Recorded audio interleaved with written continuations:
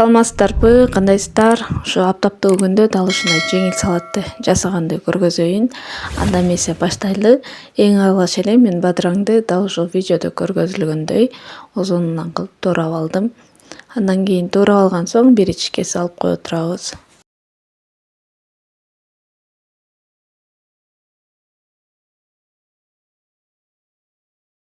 Андан кийин эле 2 штук помидорду дал ушундай жаман жерлерин алып, ушундай кылып эле бадыранга окшотуп туурап узунунан туурап кое беребиз.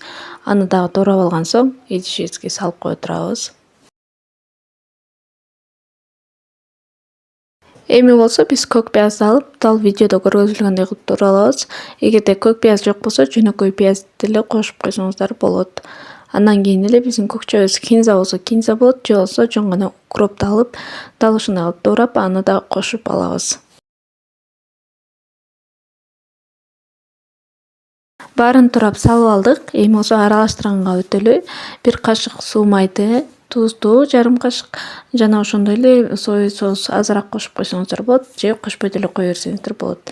Аралаштыргандан кийин дал ушундай тарелкага салып, конокторубузга же үй бүлөбүздө бере берсек болот. Мынакей караңыздар, биздин салатыбыз аз убакытта даяр болуп калды.